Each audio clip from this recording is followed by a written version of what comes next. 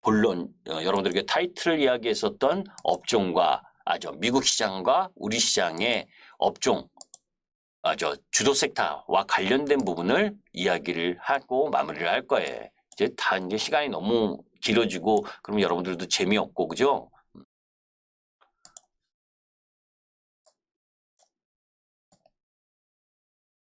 할 얘기는 많은데 그죠? 여기서 이제 잘 보셔야 돼. 어디 갔어?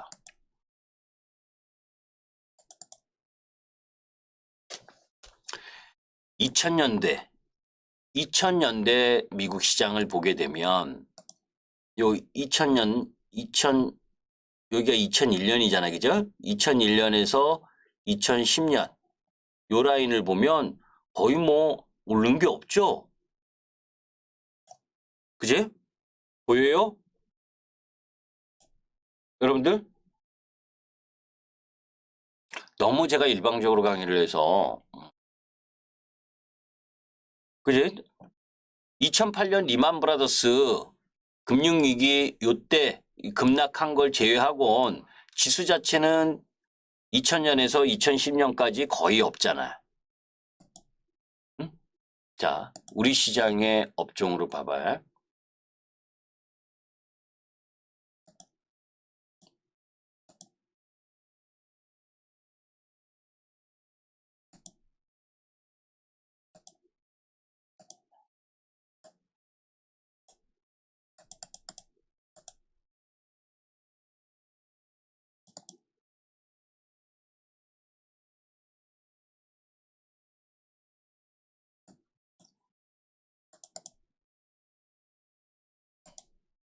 자, 우리 시장은 2000년, 특히 이제 2003년부터, 그죠? 2007년까지 빡세게 올라왔죠, 그죠? 응? IMF 터지고, 99년에 IMF 터지고, 97년에 IMF 터지고, 99년에 뭐 새로운 기술 해가지고 IT 버블 그거 말고, 코스피 지수로 보게 되면, 코스닥 뭐지? 밀레니엄 버블 이거 빼고 이렇게 올라올 수 있었던 배경이 뭐였어요? 이게 뭐예요? 조선철강건설기계지주화 중국의 인프라 구축을 통해서 세게 올라왔던 때잖아. 그때 미국은 별 없었어. 여기잖아. 2000년 정확하게 이야기하면 요 2003년 요때에서 2007년 요때잖아. 얘네도 오르긴 올랐지. 그지? 2000에서 3000 요 근방까지 오르긴 올랐는데 왜? 얘네는 중국의 인프라를 구축하고 고성장을 이루는데 필요로 한 게 뭐예요? 조선, 철강, 건설, 기계, 화학. 그죠? 거기에 태양광. 공교롭게 들리는 내용이 뭡니까? 이 내용이 다 우리나라가 위에 있는 섹터 업종이잖아. 제조업 중심. 미국은 소비 중심이잖아요. 국가고. 이런 중무장대한 섹터가 별로 없어요. 그죠? 그러니까 이 올라갈 때 2003년에서 2007년 요때 미국 시장은 별 볼 일 없었고 우리 시장 코스피 지수는 세게 올라갔었던 거야. 지수가. 이때는 삼성전자하고 현대차 시가총액 큰 하이닉스 이런 거 안 움직였어. 응? 시가총액 최고 큰 삼성전자하고 하이닉스가 별로 움직이지도 않았는데 조선 건설, 철강, 화학, 정유, OCI, 동양제철 화학 이런 유형 섹터가 올라갔기 때문이야. 그죠? 자, 그러면 왜 여러분들에게 주도 섹터를 하는 이유가 그거야. 지금 동양제철화학이 OCI로 바뀌었지만 이걸 연봉으로 보라고. 그죠?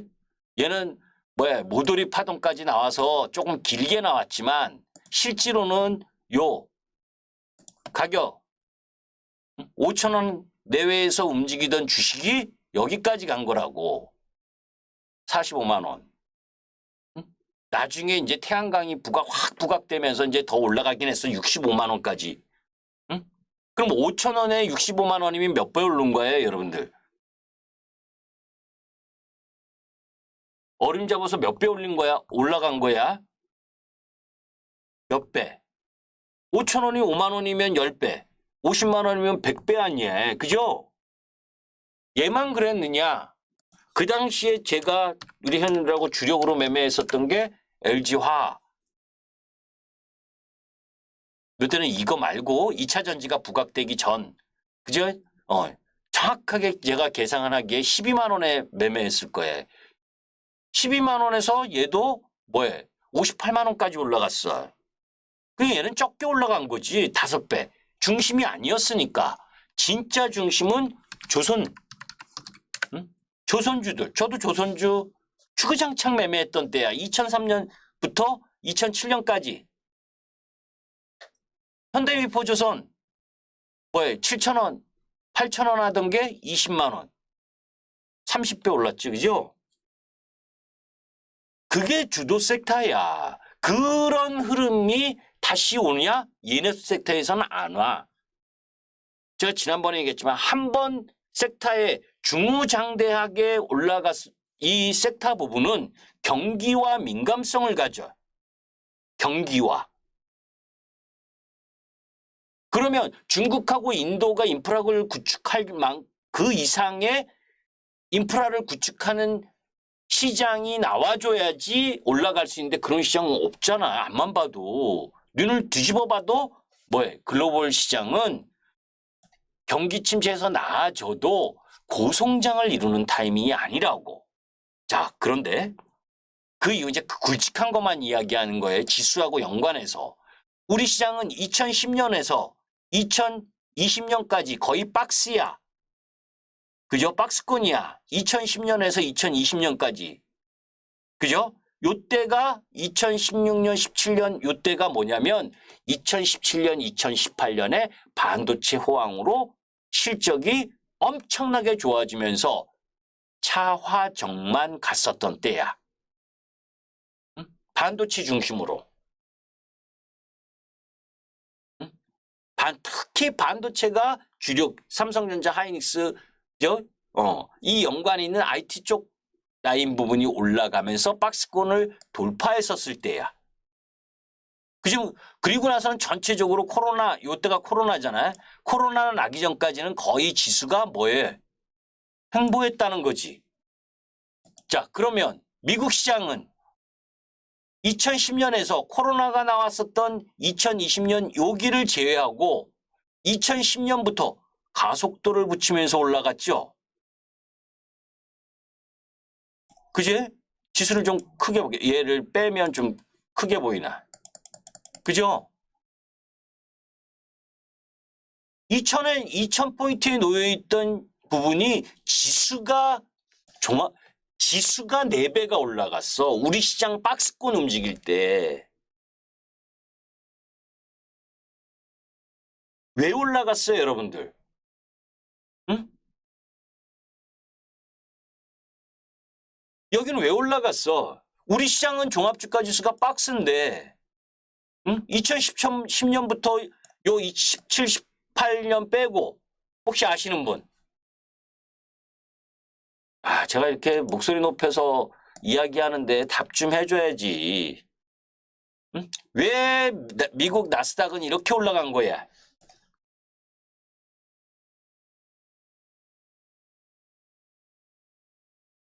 잘 모르겠다. 1번. 대답하기 귀찮다. 2번.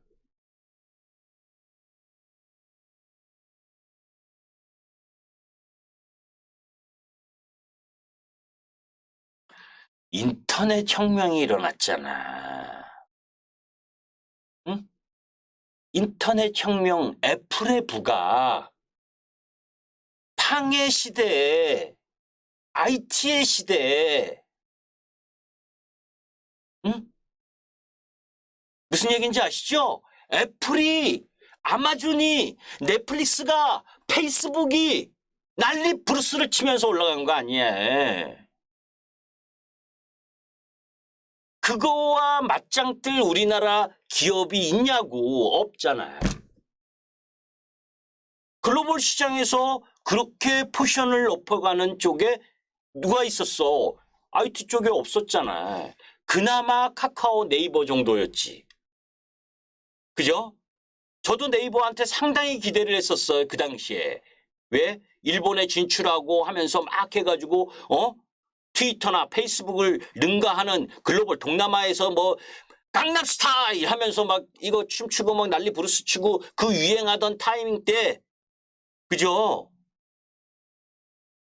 네이버니 카카오니 더 확장성을 갖고 가리라고 봤는데 개뿔 그지? 확장성 못 가져갔잖아. 일본에서 네이버는 일본에서 조금 그지? 카카오는 뭐 동남아 뭐 이쪽에서 조금 페이스북이나 트위터처럼 못 갔잖아. 그러다가 운 좋게 뭐에 코로나가 발생을 하면서 그지? 그러면서 집구석에 방콕 하면서 카톡 게임 뭐 이런 거 하면서 유동성이 보강돼서 나스닥이 이렇게 올라온 거야. 그죠? 거기에 테슬라까지 가미를 하면서 쭉 올라온 거란 말이에요. 이 폭, 여기서 한 폭 세게. 그리고 그 폭 이상으로 세게. 그죠? 여기 넘어서 올라갔잖아. 그러면 아까도 이야기했지만 애플이 암만 좋아도 아마존이 암만 좋아도 넷플릭스가 암만 좋아도 이렇게 해먹은 그 기업들이 엔비디아가 좋은 기업인 거 알아. 그런데 이렇게 끌고 와서 이렇게 올라온 게 정상이라면 여기서는 유동성을 가지고 액면 분할하고 뭐 5대1 액면 분할하고 울고 먹을 거 다 울고 먹으면서 올라온 나인 애들이 다시 주도 섹터가 될 거냐고. 쉽지가 않다는 거예요. 그죠? 그 차이인 거예요. 여기 지금 다시 보면 여기 라인 2010년에서 2018년 이렇게 2020년 코로나 이전까지 올라갈 때 우리 시장은 흥보했다. 그러면 그리고 나서 유동성, 코로나 때문에 유동성을 바탕으로 해서 도구나 카우나 다 올라갔잖아. 그죠? 사실 이렇게 올라가면서 정도의 차이가 있지. 대부분은 올라갔지. 그죠? 근데 박살나니까 대부분 다 박살났지. 그죠? 우리 시장도 미국 시장도 올라갔던 게 다 내려오고 강하게 올라갔던 부분들 다 돌아오면 텁을 대는 거잖아요. 그러면 다시 놓고 봐. 아주 쉽게 이 설명을 드리는 거예요. 그죠? 다 지우고. 이것만 여러분들이 이해를 해도 아주 쉬워. 자, 그러면 그 정상적으로 올라왔었다라고 하는 부분이 2010년에서 나스닥이 2020년까지다. 그죠? 근데 코로나가 터지면서 유동성이 나면서 팍 올라가면서 두 마디 흐름을 보여주고 내려왔다. 그죠? 그러면 나스닥이 더 떨어져서 내려오는 라인에 유동성이 축소되고 한마디로 말하면 물가가 오르고 그러면 떨어지면 요 코로나 이전 요 라인 코로나 나오면서 충격받기 떨어지면 여기잖아. 여기가 마지노라고 보는 거예요. 만약에 떨어진다면 저는 이미 저점은 나왔다라고 보는데 이해되죠? 우리 시장으로 봐도 이미 미국도 마찬가지고 우리 시장도 경기 우려 이런 부분으로 가지고 이미 우리 코로나 이전에 여기였잖아. 지수대가. 그죠? 코로나 때문에 유동성을 보강해서 그리고 나서 물가가 오르고 한 거 다 원위치했잖아. 더 떨어질 자리는 크지 않다는 거예요. 그리고 계속 지난주부터 설명이 되는 게 이미 경기 저점은 아직 지나지 않았지만 경기 침체의 충격은 이미 주가에 반영되면서 가고 있다는 거지. 그죠? 자, 그러면 여기에서 다시 나스닥으로 돌아와서 왜 다우존스나, 자, 잘 보세요. 다우존스 일봉 모습이에요. 그죠? 나스닥하고 비교를 하면서 보세요. 다우지수는 이미 다 돌아서서 나왔죠, 그지? 나스닥 여기, 응? 유럽 경기 침체 우려 있는 유럽 뭐야? 경기 침체 올해 2023년 가장 안 좋을 경기 침체 마이너스 성장 가능성이 높다 그러는 얘는 이렇게 올라서 잡아서 끌고 들어가고 있는데 독일 우리하고 산업 구조가 가장 비슷한 라인도 이렇게 들어오고 있는데 우리나라가 왜 떨어져야 돼? 더 왜 내려가야 돼? 왜 내려가야 되는 거예요? US에서 나스닥 기술주들이, 그죠? 아까 설명드렸었던 그렇게 오버슈팅 났었던 애들이 몰락하면 되는 거지. 여러분들 단적인 예로 넷플릭스가 이번에 실적이 나와서 뭐 10% 반등한다. 그래서 걔가 추세를 이어서 이전 고점을 돌파하는 추세 흐름을 보일 거라고 생각하셔요, 여러분들? 천만의 만만의 말씀. 아마존이 천만의 만만의 말씀.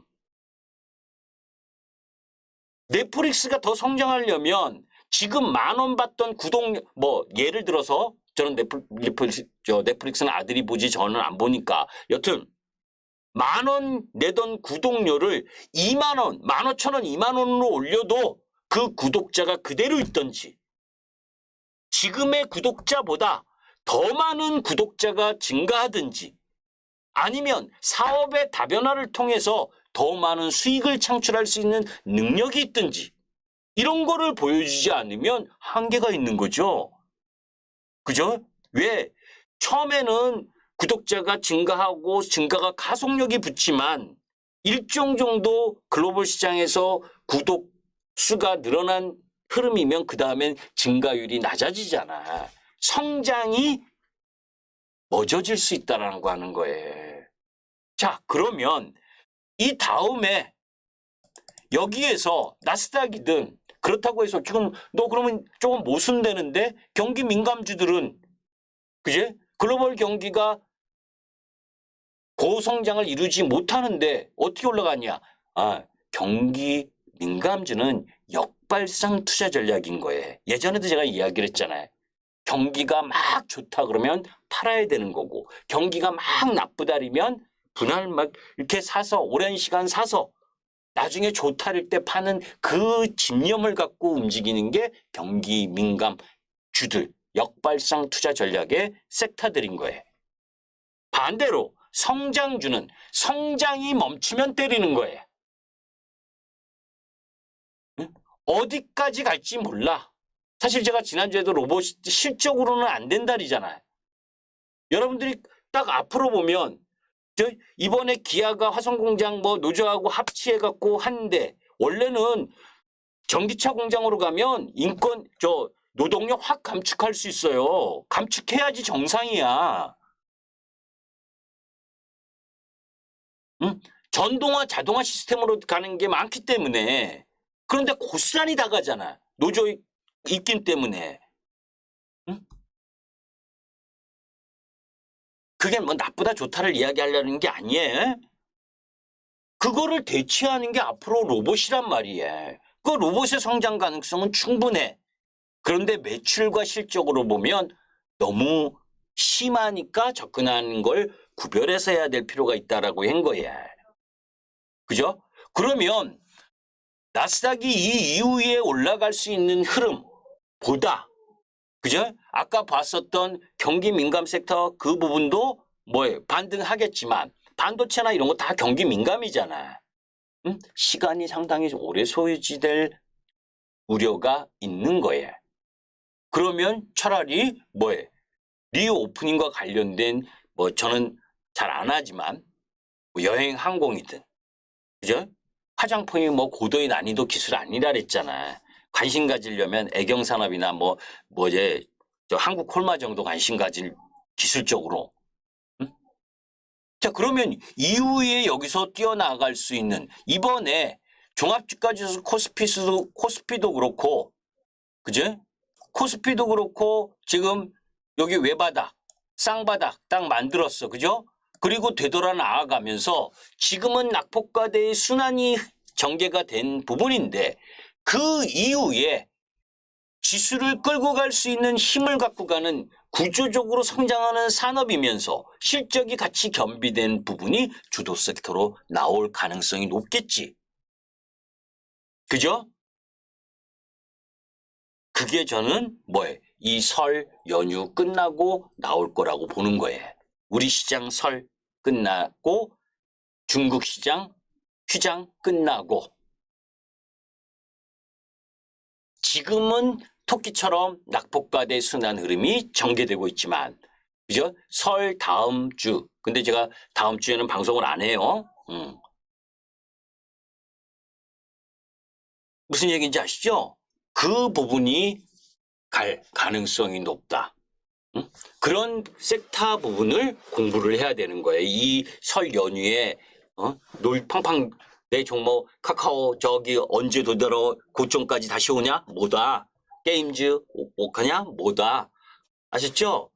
단편적으로 뉴스플로우에서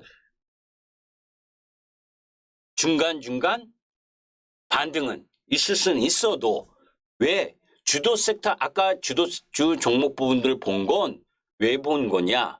그 주로 돌아가면 2008년 리만 브라더스 때도 그죠? 892포인트 2008년 이제 나이가 들어가니까 날짜가 가물가물하네.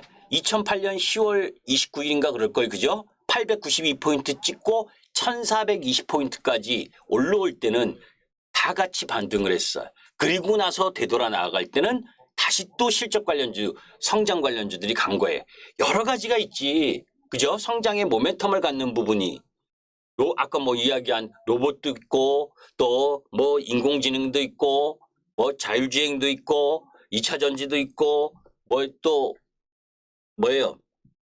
새로운 산업에 대한 갈망. 이런 쪽이 어느 쪽이 나올 것이냐? 아직은 나오고 있지 않아. 왜?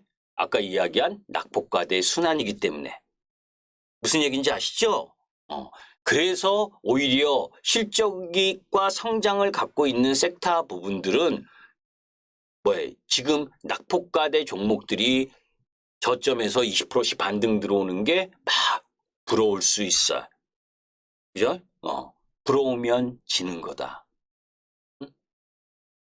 그 속에서 어떤 흐름의 섹터가 정말 뛰어나가냐. 여러 후보군 중에서 어느 쪽으로 나가고 지금은 유동성이 70조였었던 게 작년에 50조로 줄었고 지금은 또 거기서 줄어서 45조야. 옛날에는 주도 섹터가 나타나면 그죠? 그게 조선이다. 그러면 다 같이 막 올라가고 철강이다. 그러면 다 같이 올라가고 이제 그런 시대는 끝났다. 같은 섹터 내에서도 유동성이 고객의 탁금이라는 유동성이 부족하기 때문에 정말 거에 걸맞는 소수 압축으로 가게 돼. 그게 주도 섹터의 부분이야. 그래서 여러분들 옛날에 들어보셨을 거예요. 차정 각오할 때 7종목 가고 막 하는 거. 정확하게는 11종목인데 가장 뛰어나게 올라갔던 게 7종목이기 때문에 7종목이라는 것처럼 가면서도 섹터 내에서도 종목이 압축이 된다고. 그러니까 그런 부분들을 공부해야 되는 거예요. 그죠? 여기까지 이해됐어요? 딱 뭐라고 찍어줄 줄 알았지. 그죠? 아직은 여러 가지 성장의 부분을 놓고 보면서 가야 되는 거라고. 여기까지 하겠습니다. 아셨죠?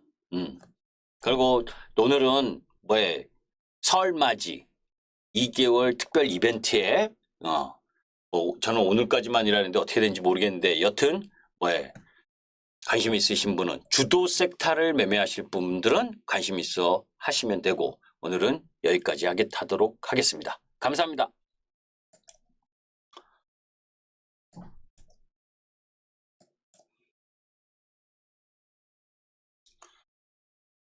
더워. 뭐야, 이거. 어떻게 또 끄는 거 잊어버렸다.